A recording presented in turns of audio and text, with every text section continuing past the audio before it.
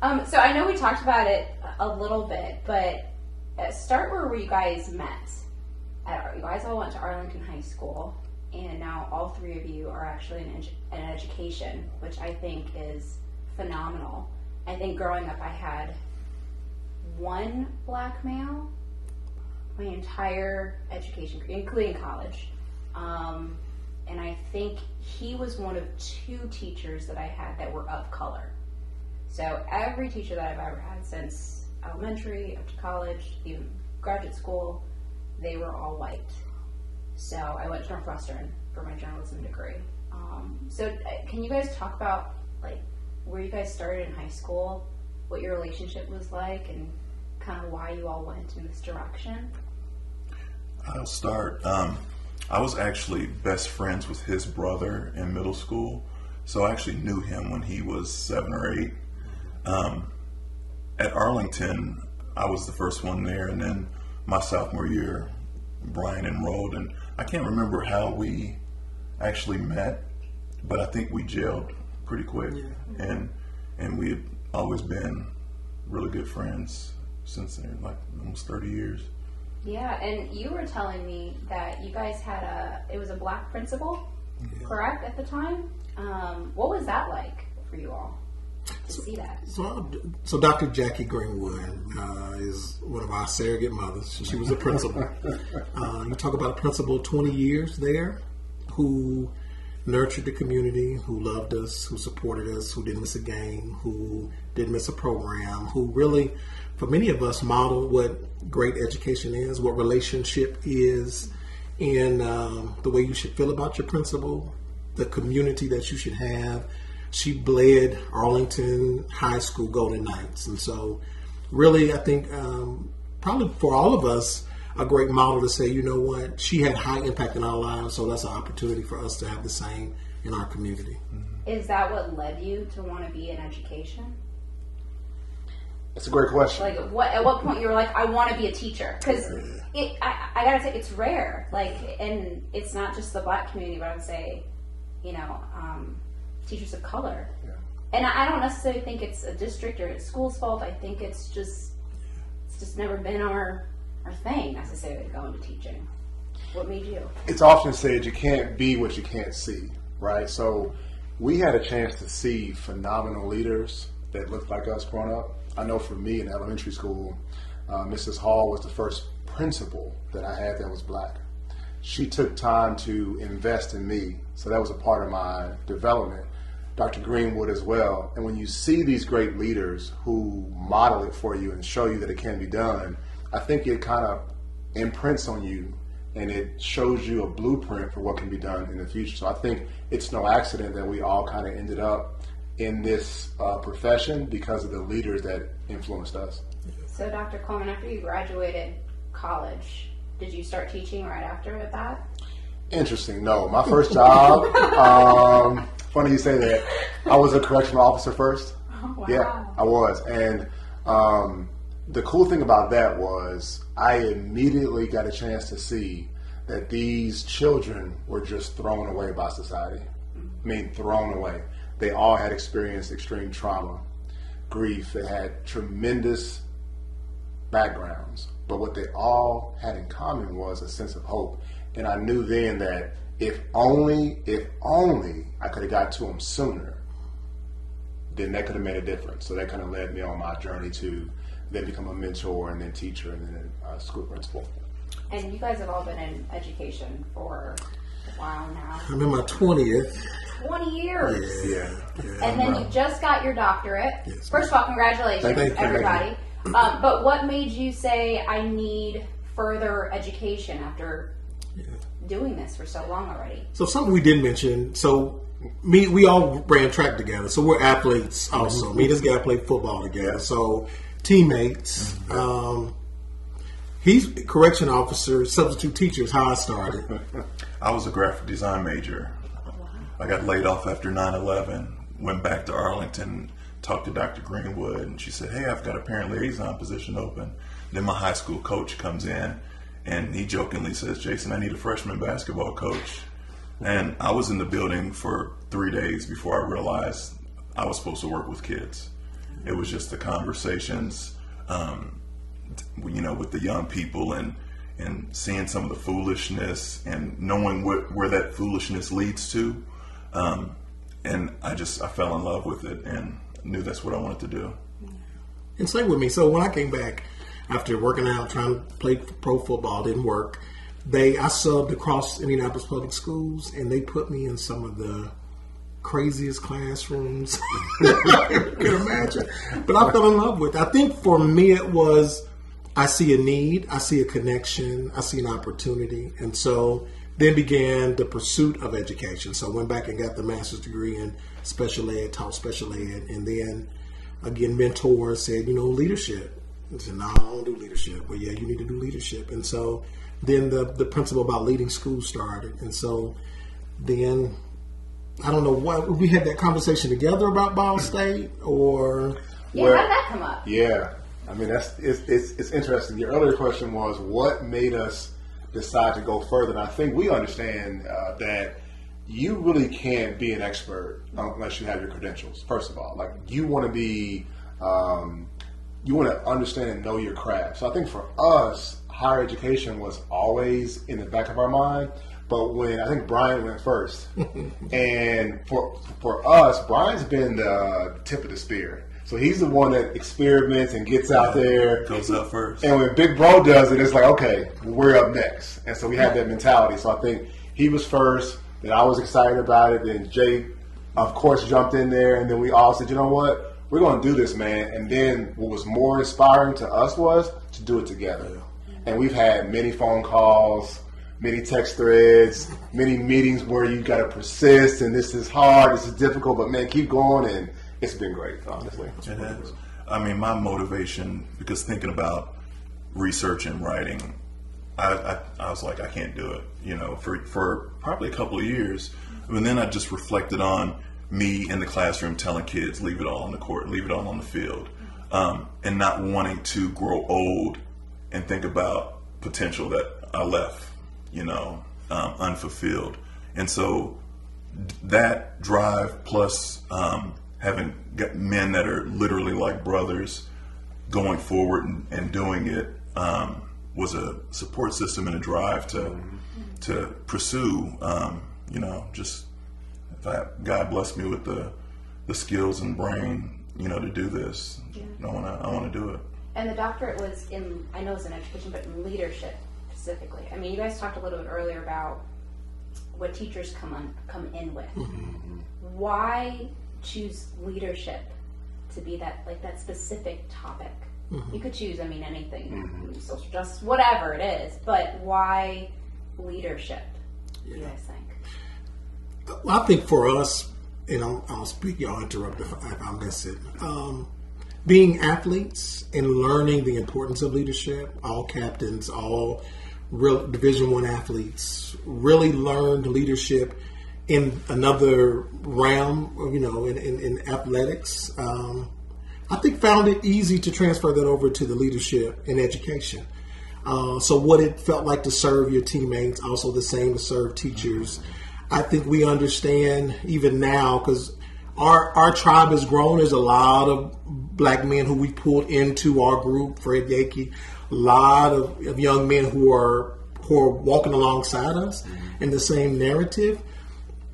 I think there were mentors also that said, who painted a picture for us that said, you know what, this is something that you should consider. Because I'll be honest, I didn't even think about education until I started subbing and saying, oh man, here's an opportunity. And mentors of color to say, you know what, you need to consider education. My first principalship, I had both of these men as leaders in my building. And so even that community to start to have that support group to say, you know what, we're all leaders. Let's go together. Impact, I would say too. Cornel West says you can't lead to people unless you love the people. So for us, the love has always been there. But the reason is impact. We know from the data that teachers play a huge role in how students develop skills academically and socially. But then right behind teachers are leaders. So principals are super important to school culture and climate. And if you get it right as a principal, you've just 10x your scale and your impact. So that was important for us. Yeah, just being able to impact the teachers, the folks that are in front of the next generation, and be able to build those relationships and connections, help them tweak and grow and get better in the classroom so that they're better for kids, is definitely my drive to lead. Now, in all of your districts, majority of the kids, and correct me if I'm wrong, are of color. Correct. Is there a difference when you three, did you see a difference when you three walked into the classroom, walked into your schools with the kids? Listen, I'm just saying.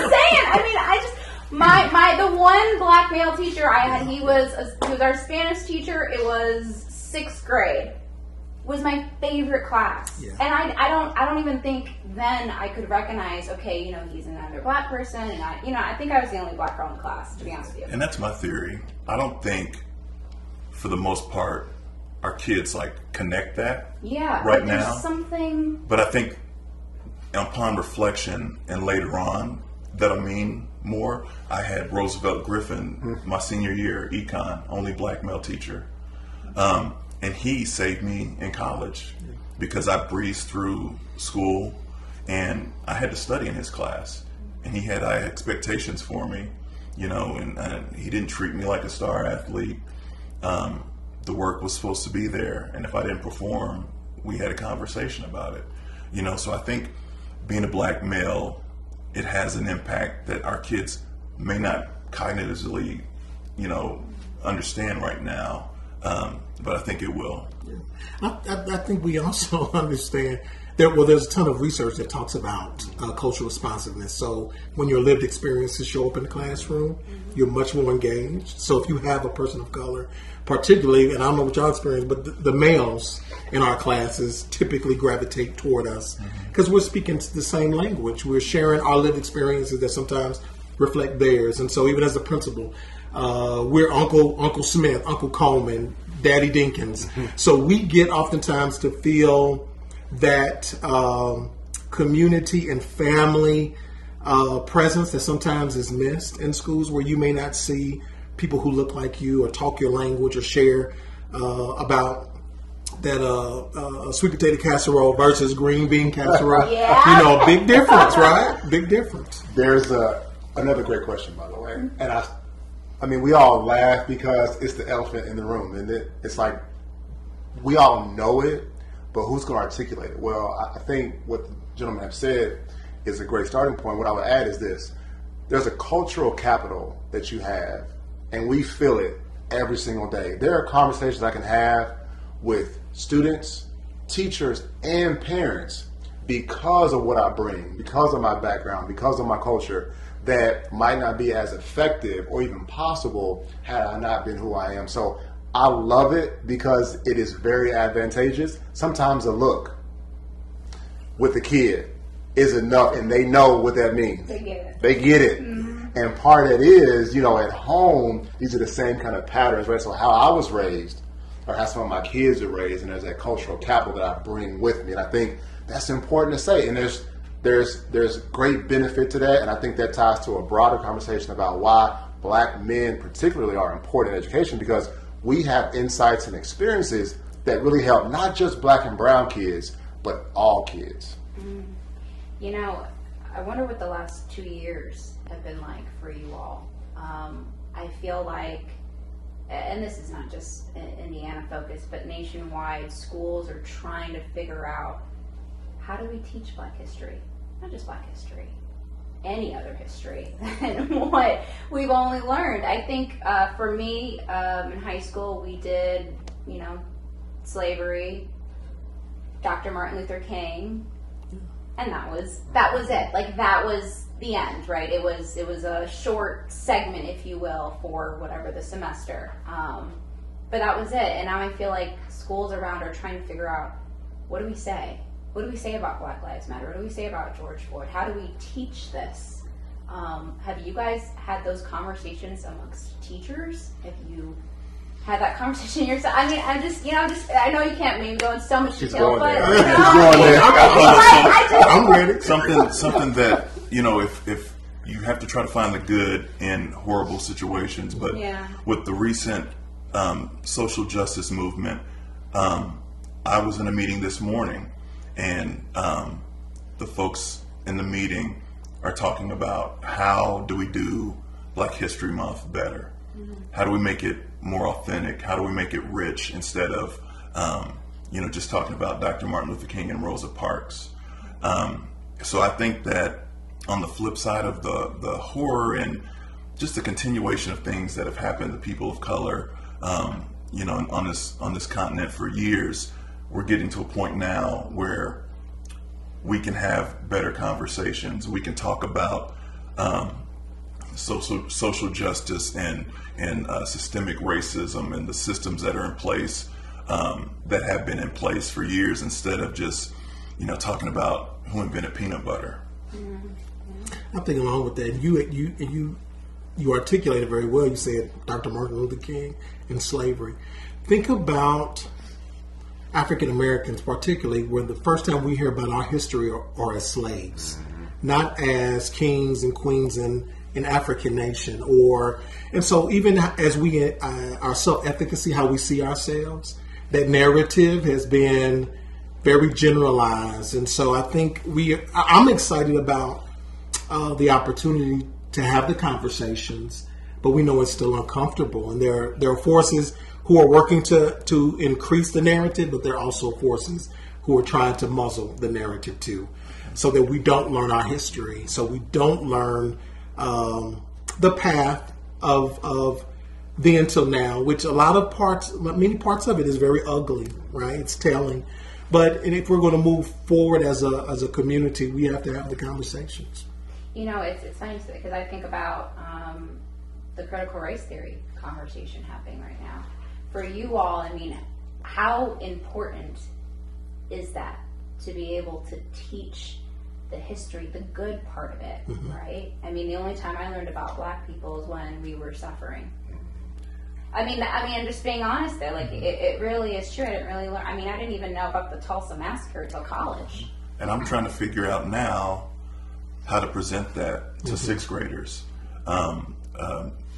Kendi X's book, Stand from the Beginning, it starts in 1416 in Portugal's slave trade. And I'm trying to figure out in my head and on paper for weeks now, how do I present to sixth graders that the tug, it's like racism happened. Slavery happens. They free the slaves. Then they start incarcerating the slaves, and Jim Crow and redlining and all the things that are in place. Because when we see children of color miss several days of school or are always put out of classrooms, as adults, we understand you're already behind the 8 ball as a person of color, and what impact it could be for them to understand the things that are hiding right out in the open, and people that are fighting the critical race theory thing is like, the magician doesn't want you to know how the trick works, right? And if you empower and you teach the oppressed the things that are oppressing them, you can't keep oppressing them. So I'm excited to see where this is going to go, because there's enough outspoken people, enough books that are being written and movies made where it's going to be harder and harder to hide the truth. The first important thing that I would add to that is this: Black history is American history.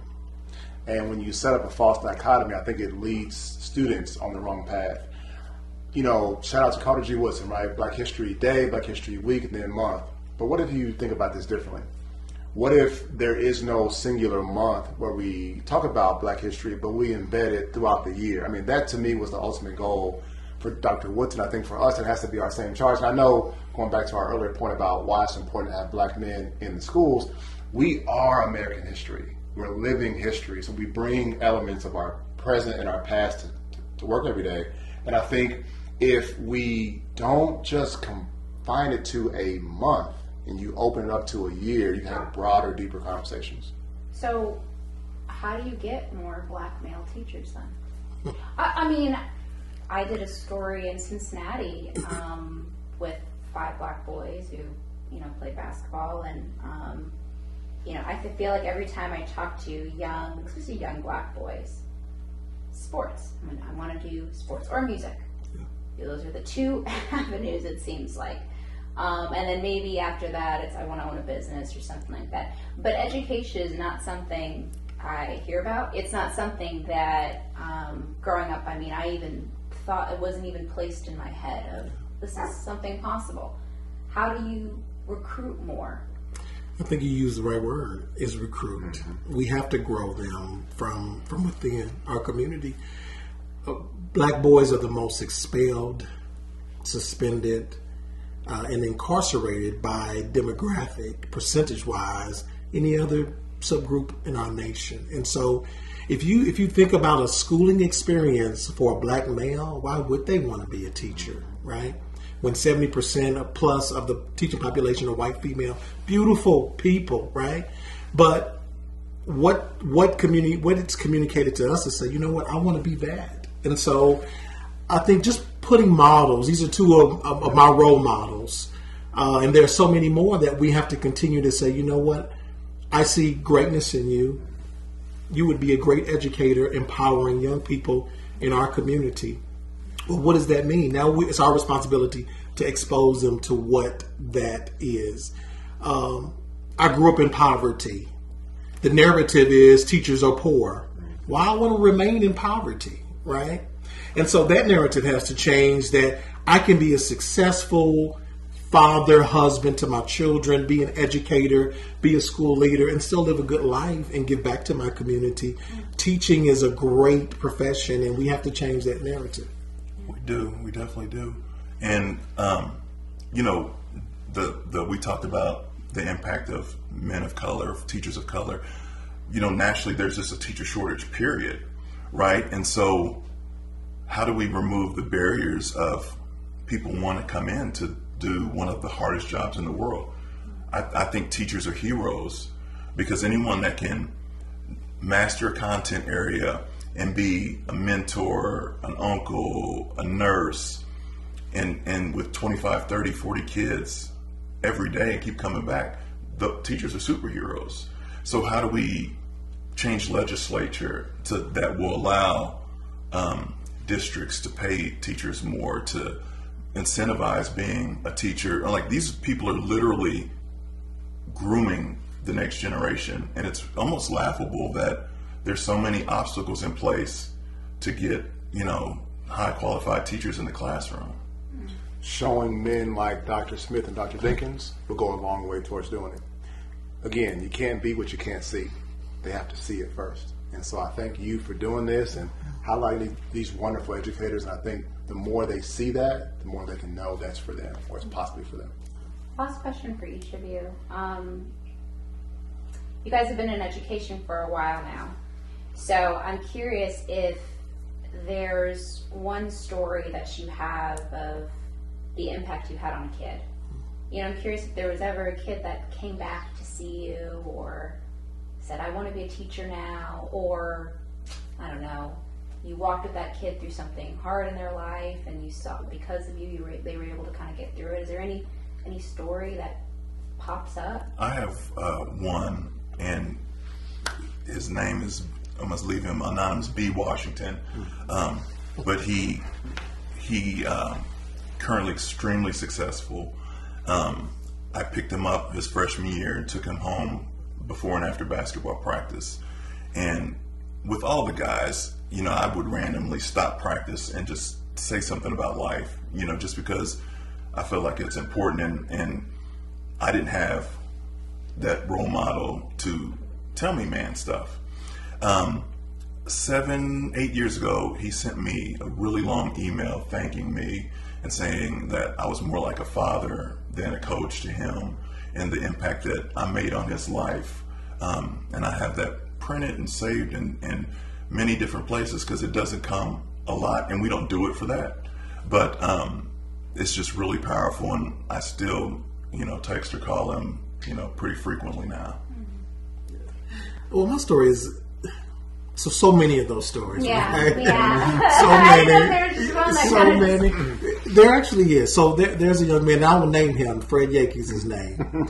And so he went to Arlington with us. And so when I came back from school, I found him. He had gone to school and came back. He wasn't thinking anything about education. And I said, you know what? You're an educator, man. I'm listening to you in Power. He's got a barbershop.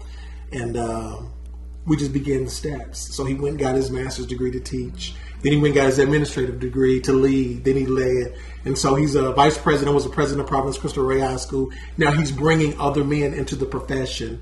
And so that says to me the power of reaching back and pulling forward. And he's probably, when we were in school, he was probably in elementary school. And so just the opportunity that we have as black men to go and find many more Fred Yankees who have within them the ability to lead children and change their lives. And so that just resonates with me. He's also an Arlington grad. Yeah. Arlington is the place to be. I mean,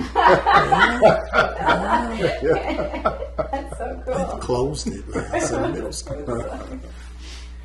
I mean, Dr. Coleman. no particular story, but I'll just say this. You know, when I first started teaching, I used to do a lot of STEM activities and programs with kids. And so what was the pinnacle of that, I would say, when you introduce students to technology and science, and they had previously not believed it was for them, that to me is the impact. Because now you have just opened up a whole new world for kids. And to take kids who, just city kids, right, never had a chance to build a rocket and launch it, never had a chance to do a dissection, deal with chemistry.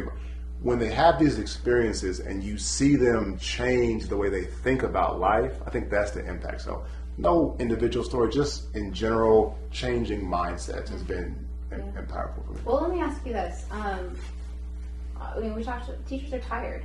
I mean, everyone's tired. I'm tired, but you know, like, but teachers in particular, there's a really big weight on them right now.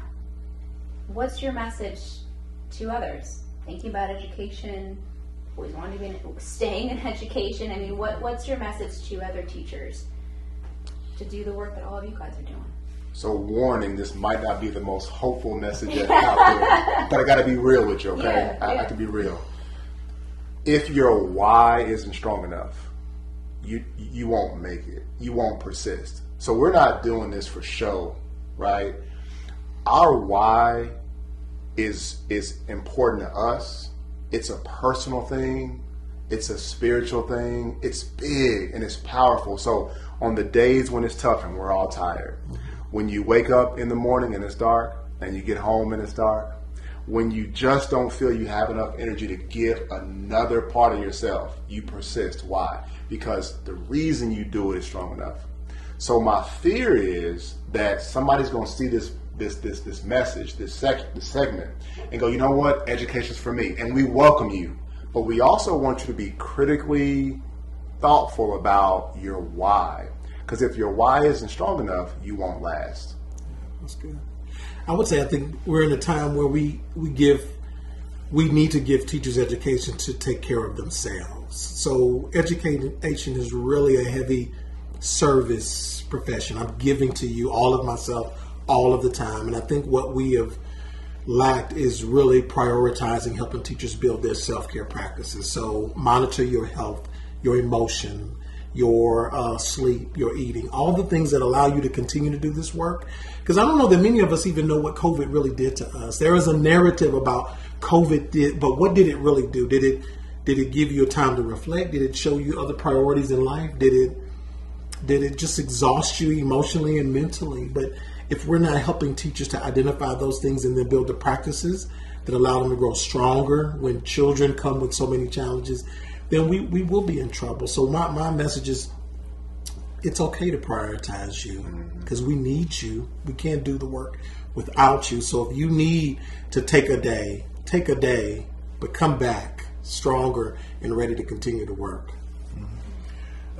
It's a profession that saves lives, you know, and if you are passionate about it and you learn how to do it correctly, you have an impact on so many children's lives and the future of the city, of the United States. And I just can't think of another career where you get to go and pour into a group of young people and influence how they're going to live and how they're going to think. So it's a very honorable profession, and we just again want people there that are there for the right reason, and that's to have a positive impact on children's lives. Awesome. That's all I got for you guys. Great Thank you so question.